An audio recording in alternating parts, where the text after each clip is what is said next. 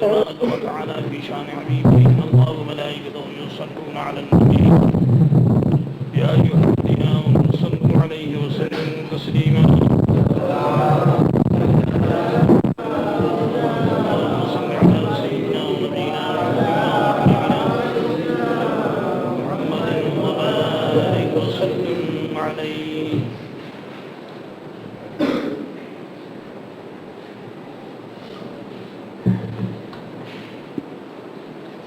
ہمارے یہاں اور دوسرے عقیدے والوں کے یہاں بہت سی باتوں میں فرق ہے، بہت سے مسائل میں اختلاف ہے.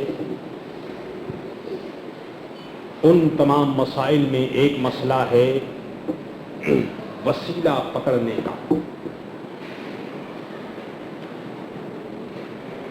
وہابیوں کا یہ عقیدہ ہے کہ نبی اور ولی کو وسیلہ نہ بنایا جائے. جو آدمی کسی نبی کو یا ولی کو خدا کی بارگاہ میں وسیلہ بنائے تو وہابیوں کا عقیدہ ہے کہ وہ ابو جہل کے برابر مشرک ہے. جیسے ابو جہل ویسے ہی نبی اور ولی کو وسیلہ بنانے والا بھی ابو جہل ہے معاذ اللہ. لیکن اہل سنت و جماعت کا عقیدہ ہے کہ نبیوں کو ولیوں کو خدا کی بارگاہ میں وسیلہ بنانا جائز ہے. ان کے وسیلے سے دعا جلد مقبول ہوتی ہے. اللہ تعالی ان کے وسیلے سے دین اور دنیا کی نعمتیں عطا فرماتا ہے. اس سلسلے میں قرآن پاک میں آیت بھی ہے اور سرکار دو عالم صلی اللہ تعالی علیہ وسلم کی حدیث بھی ہے. میں صرف حدیث پیش کر رہا ہوں چونکہ یہ درس حدیث کی مجلس ہے، اس لیے صرف حدیث پیش کروں گا. سنیے، حضرت انس رضی اللہ تعالی عنہ سے روایت ہے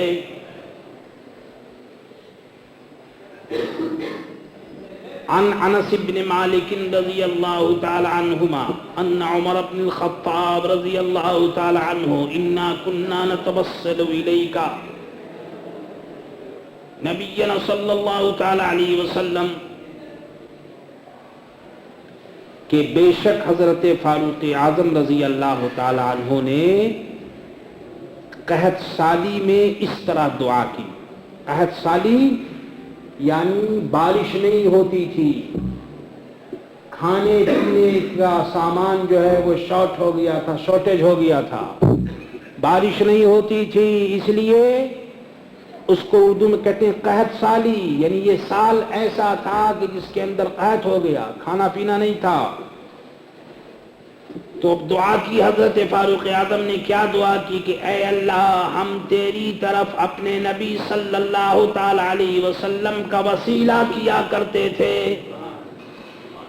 اے اللہ پہلے ہم وسیلہ کیا کرتے تھے تو پیارے نبی کے وسیلے کے صدقے ہم کو بارش عطا کرتا تھا،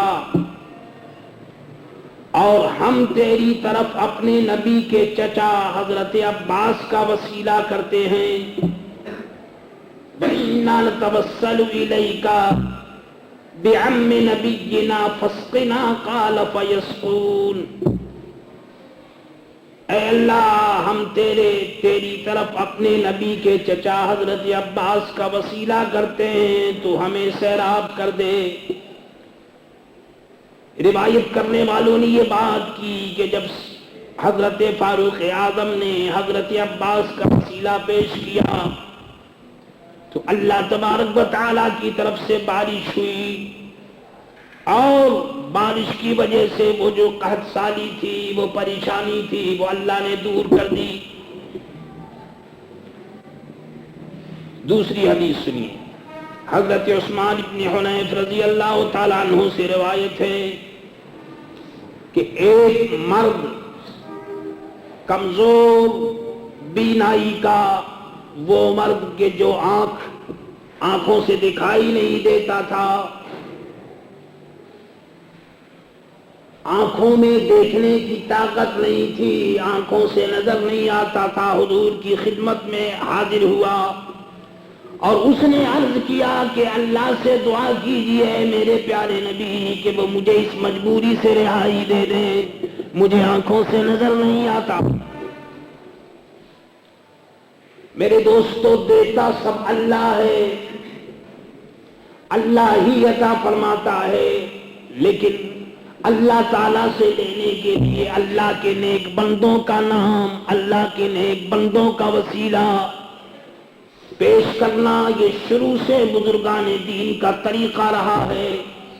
دیکھیے، آنکھوں کی روشنی دینا اللہ کا کام، آنکھوں میں روشنی اللہ دیتا ہے، لیکن آنکھوں کی روشنی لینے کے لیے صحابی سرکار دو عالم کی خدمت میں حاضر ہوئے اور دعا کے لیے عرض کیا کہ یا رسول اللہ دعا کیجئے کہ اللہ تعالیٰ مجھے اس مجبوری سے نجات دے دے۔ جب سرکار دو عالم نے یہ سنا تو ارشاد فرمایا کہ اے صحابی ان شئتا دعوت، اے میرے پیارے صحابی اگر تو چاہے تو میں دعا کروں، اور اگر تو چاہے تو تو صبر کر، تیرے لیے بہتر ہے۔ اے صحابی اگر تو چاہے تو میں تیرے لیے دعا کروں، اور نہیں تو تو صبر کر لے، آنکھ اگر نہیں ہے تو کوئی بات نہیں، ایمان تو ہے، تو صبر کر لے تو اللہ تعالیٰ تجھ کو اجر دے گا۔ لیکن صحابی میرے دوستو وہ جانتے ہیں، ان کو معلوم ہے کہ سرکار دو عالم کی بارگاہ میں جو آ جاتا ہے وہ خالی ہاتھ نہیں جاتا۔ صحابی نے عرض کیا کہ یا رسول اللہ آپ تو ہمارے لیے دعا کر دیجئے۔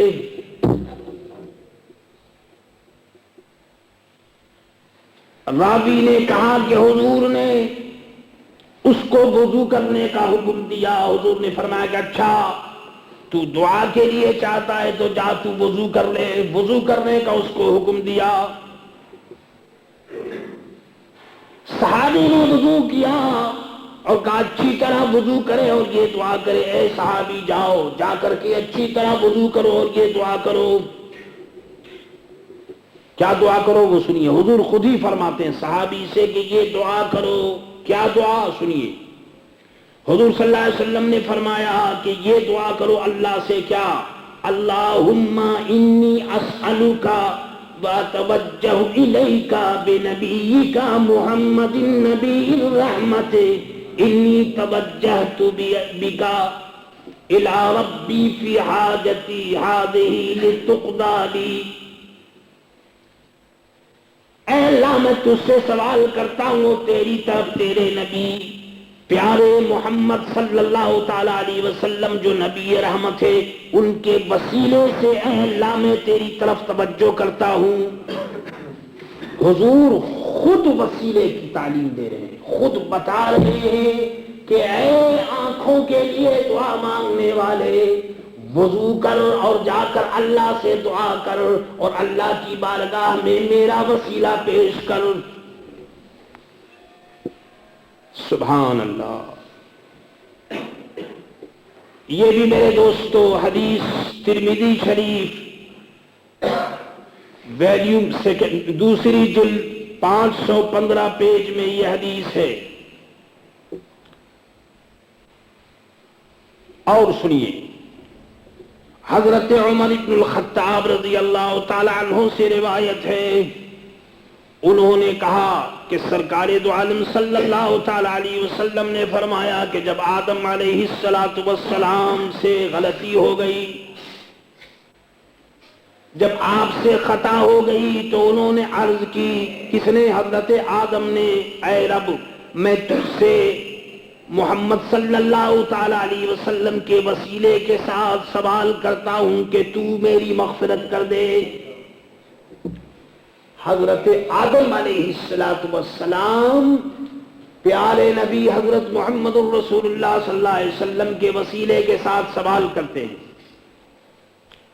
اللہ نے فرمایا فقال اللہ یا آدم فکیف عرفت محمدا،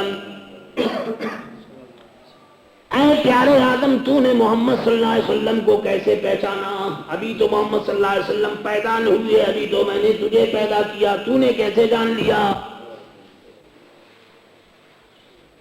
حالانکہ میں نے تو ابھی انہیں پیدا بھی نہیں کیا، تو اے پیارے آدم تم کو کیسے محمد صلی اللہ علیہ وسلم کا معلوم ہوا؟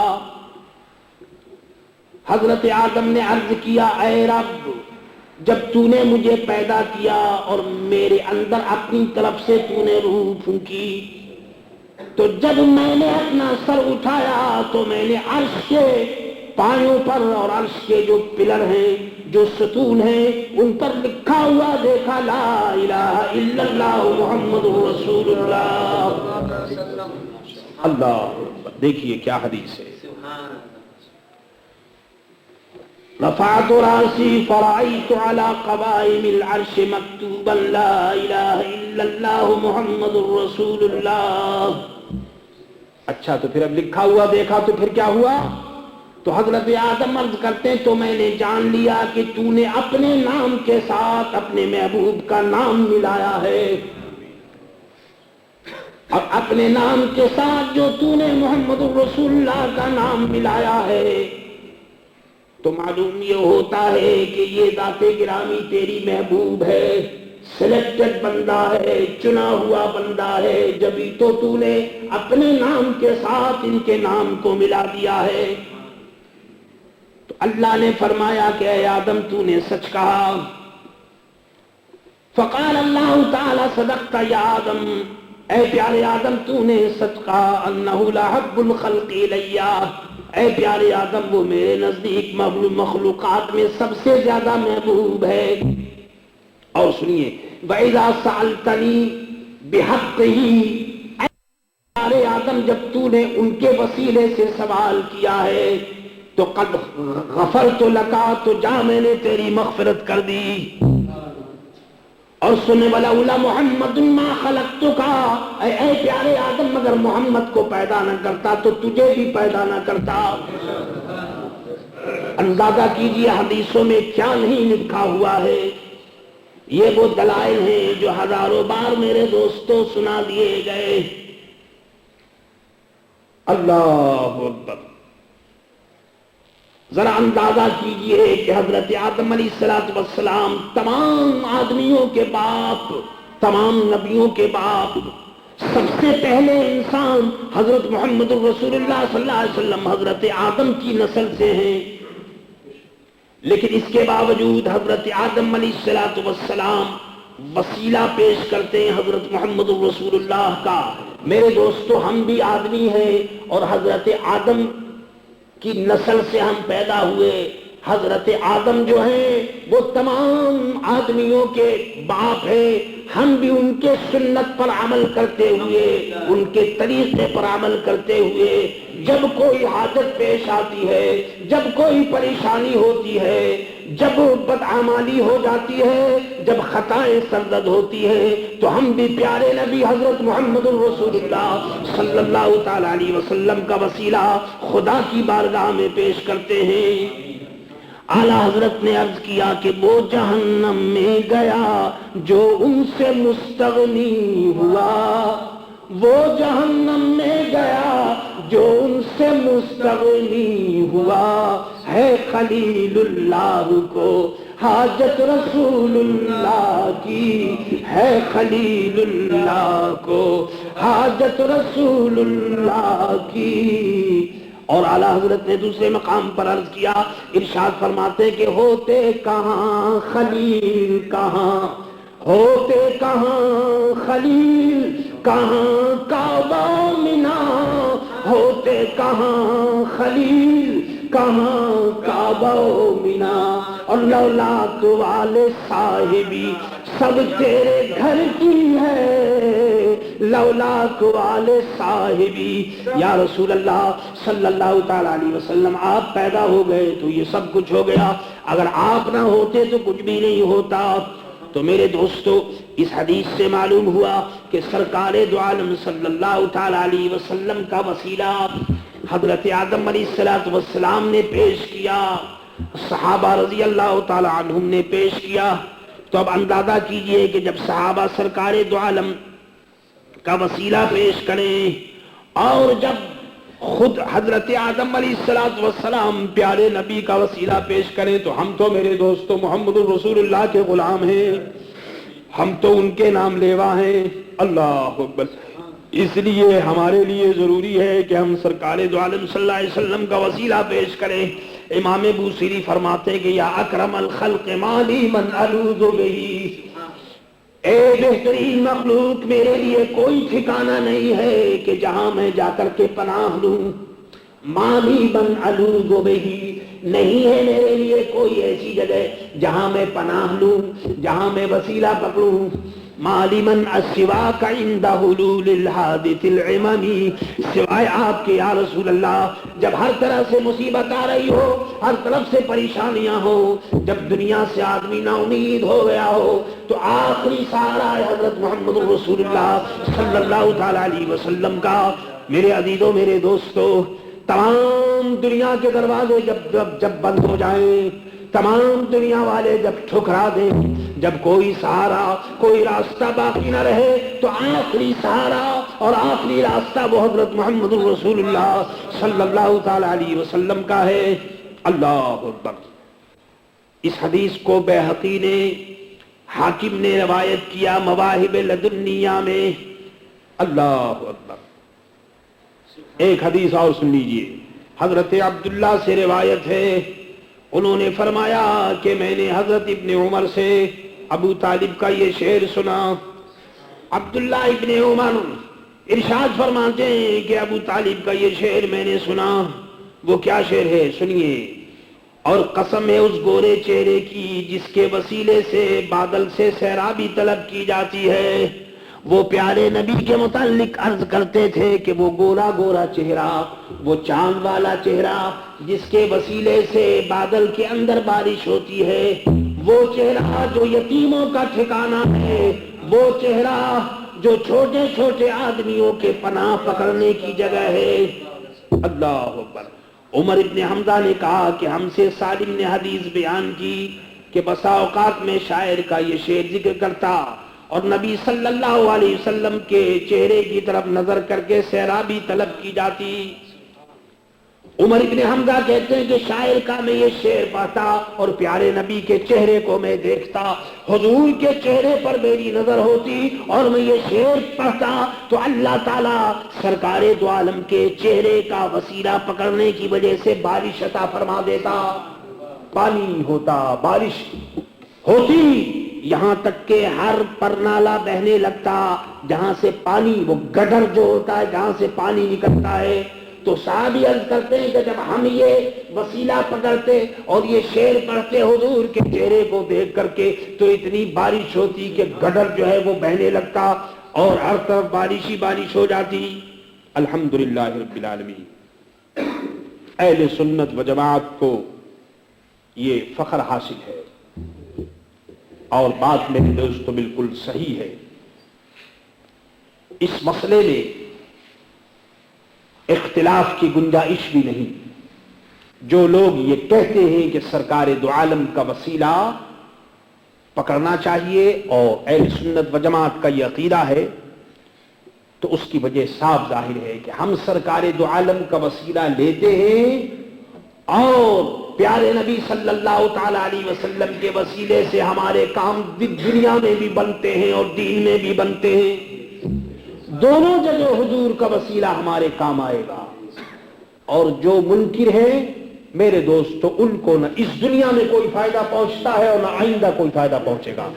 ہر آدمی اپنا اپنا حال بیان کرتا ہے۔